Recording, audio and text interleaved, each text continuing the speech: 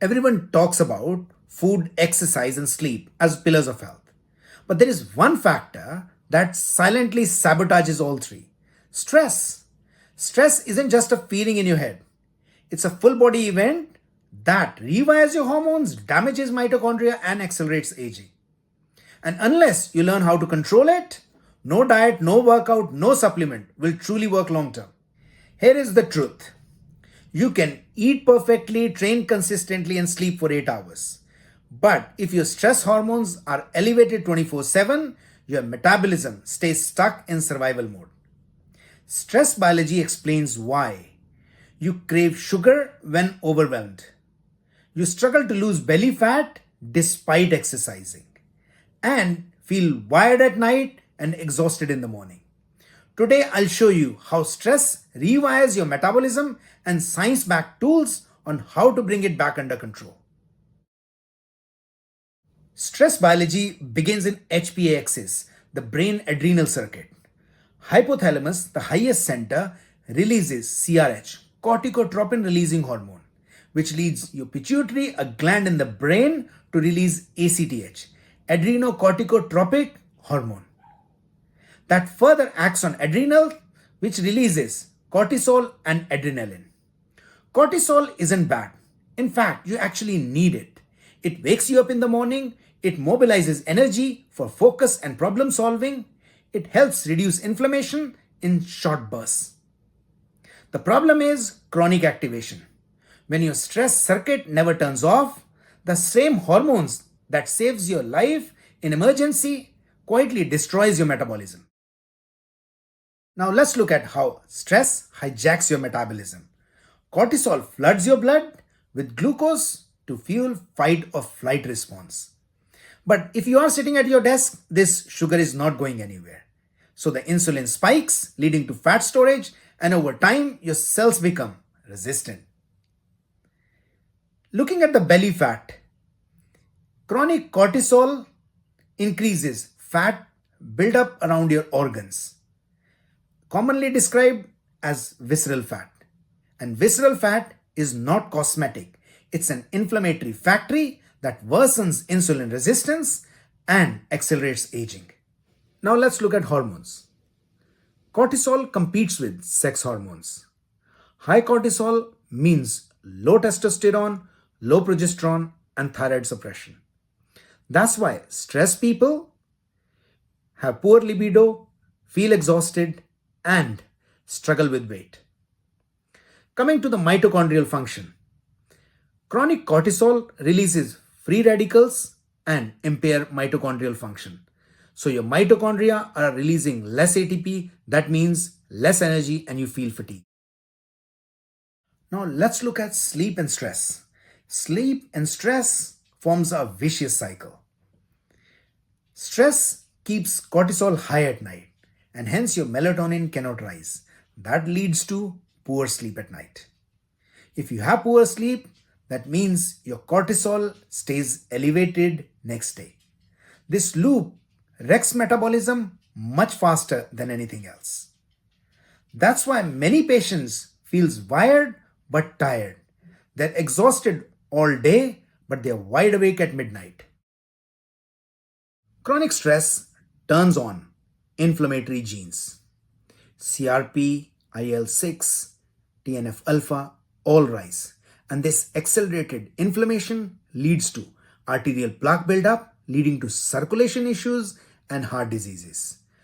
Amyloid buildup, leading to dementia, increased insulin resistance, and type 2 diabetes, and telomere shortening, leading to accelerated aging. Think about it. Stress is literally writing the code of aging into your DNA every single day. Here is the good news. Stress biology is trainable. You can literally rewire your nervous system with deliberate tools. My favorite is sunlight and breathing. Morning sunlight anchors cortisol rhythm.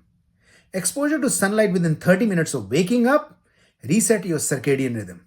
It not only helps anchor cortisol rhythm, but it helps melatonin rise in the evening, helping you to sleep better. And that further helps your stress as well as metabolism. When we are stressed, we tend to breathe shallow. It has been shown deep breathing, even for 5 minutes, decreases your cortisol levels by activating vagus nerve. My favorite is psychological sigh. I learned it from Dr. Andrew Huberman. What I learned, if you take 2 inhales, 1 exhale, and I'll demonstrate it, can reduce your stress levels imminently. Whenever I am stressed, I have tried it and it works. Take a deep breath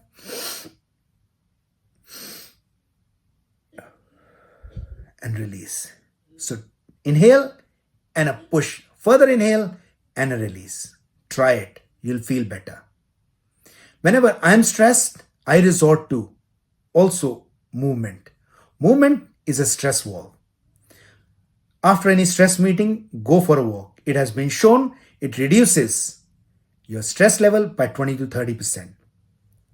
Additionally, zone 2 exercises has been shown to decrease baseline stress level over the period of time. Let's look at other tools. Nutrition to start with.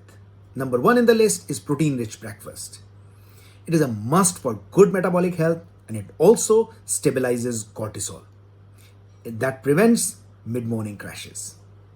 Number 2, magnesium. Magnesium-rich foods like spinach and nuts calms your nervous system. You can also try a magnesium supplement.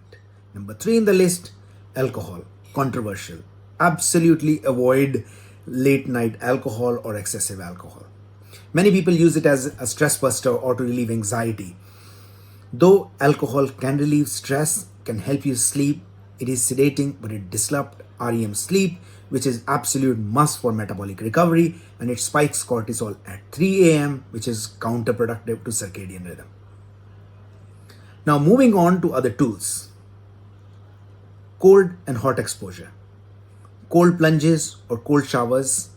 Brief bout of cold exposure activates norepinephrine, which helps body train to handle stress without any panic. Hot exposure or sauna builds heat shock proteins that reduces stress damage. Looking at some of the psychological tools, journaling or gratitude practicing prevents amygdala reactivity. That is a jumpy part of the brain. Now, connection. Social connection, in my opinion, is a stress buffer more powerful than many medications. These tools aren't just hacks. They are tools to recalibrate to your nervous system, and they are backed by science. Not all stress is harmful. Short, controlled bursts of stress from exercise, cold exposure, fasting helps you build resilience. This is called hormetic stress or hormesis. The problem isn't stress itself. It's unrelenting, contextless stress from emails, finances, isolation, and poor sleep.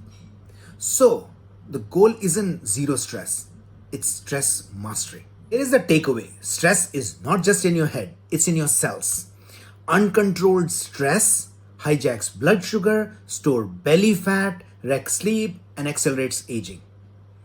Controlled stress, managed well, builds resilience and can become a metabolic training tool. Next week, we will put in together all 5 pillars of metabolic health: food, movement, hydration, sleep, and stress, so that you can apply this system in your life and can improve your metabolic health. If today's video helped you reframe stress as the silent saboteur of metabolic health, please share it with someone who needs to hear it. And remember, you can't avoid stress, but you can train your body to transform it.